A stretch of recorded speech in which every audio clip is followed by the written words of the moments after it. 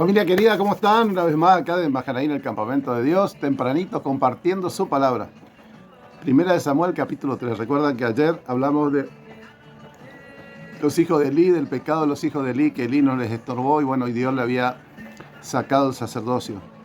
Y hoy quiero destacar dos puntos de este pasaje y realmente tremendo nuestro Dios, ¿no?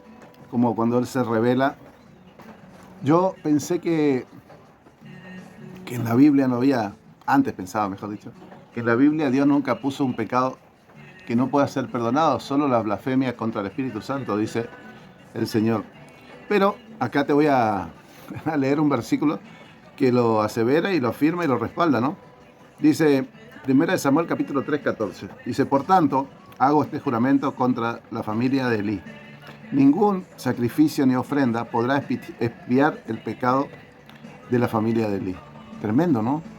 O sea, no había manera, en esa época la única manera de sacar, digamos, o cubrir el pecado de alguien era por los sacrificios o las ofrendas. Y dice acá que jamás podrá expiar el pecado de Elí, ni un sacrificio ni una ofrenda. A tener en cuenta, ¿no? Ese era en el antiguo pacto. Gracias a Dios ahora, por la sangre de Jesucristo, que nos limpia de todo pecado, podemos ser salvos de la ira de Dios. Pero solo por la sangre de Cristo. Por ni un rito, por ni una ofrenda, por ni un sacrificio. Amén. Bueno. Y Samuel, que había sido llamado para ocupar el lugar de la familia de Elí. Él era el criado del sumo sacerdote, estaba en el templo, limpiaba, barría, seguro. Limpiaba la sangre de las vacas, de los toros, de las cabras, todos los sacrificios.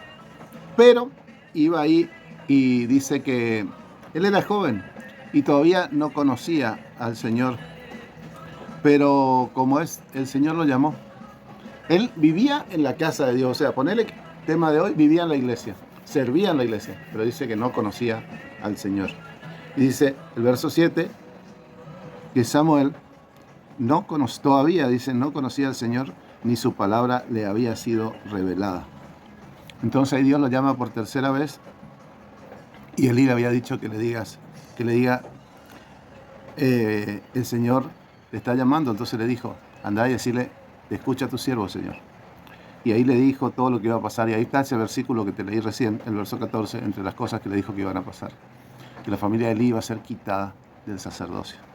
Dice el verso 19, otro aspecto que te quiero resaltar acá, que tiene que suceder para que el liderazgo de una persona sea acentuado. Dice, mientras Samuel crecía, el Señor estuvo con él y lo confirmó en todo lo que había dicho. O sea, que él iba a ser el sucesor de Elí. Dice, y todo Israel, desde Dan hasta Berseba, se dio cuenta que el Señor había confirmado a Samuel como profeta. Esto es lo que sucede. Vos, un profeta, un pastor, un maestro, no podés decir, porque estudió, es maestro, es profeta o es pastor.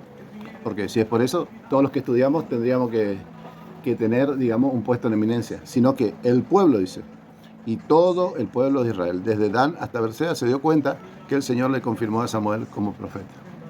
O sea, no hubo un nombramiento o un ungimiento, sino que el pueblo lo reconoció. Y en el Nuevo Testamento es igual. Cuando Pablo le deja a Timoteo y le dice, te dejé en Creta para que corrigieres lo deficiente y establecieses ancianos. ¿Esos ancianos dónde salieron? Del medio del pueblo.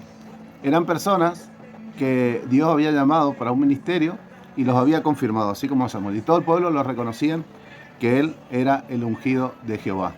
No por el dedo de nadie que lo puso, sino porque el pueblo lo reconocía. Y este Samuel fue reconocido por el pueblo. Por eso fue el exitoso profeta Samuel, que fue el último juez y el que nombró a 2 reyes de Israel, ungió a Samuel. O sea que tremendo siervo de Dios se levantó del medio del pueblo, no de la línea arónica, sino de la línea que Dios quiso poner. Porque Dios hace levita de cualquier pedazo de madera, de cualquier piedra, porque el que capacita, el que da la unción, es el Señor y no los hombres. Que el Señor te bendiga y en esta mañana tenés que aprovechar para empezar a tener esta unción. Decirle al Señor Jesús que Él venga a gobernar tu vida, que Él maneje tus situaciones, que Él te levante donde sea que te quiera utilizar, pero primero tenés que tenerlo a Él en tu corazón. Para eso tenés que decirle, Señor Jesús, repetí conmigo, te entrego mi vida, mi corazón, te reconozco como mi único y suficiente Salvador, quiero que anote mi nombre en el libro de la vida. Y que en el poder del Espíritu Santo me perdone mi pecado, así como yo quiero perdonar a todos los que me han ofendido. En el nombre del Padre, del Hijo y del Espíritu Santo. Amén. Nos vemos mañana. Un abrazo.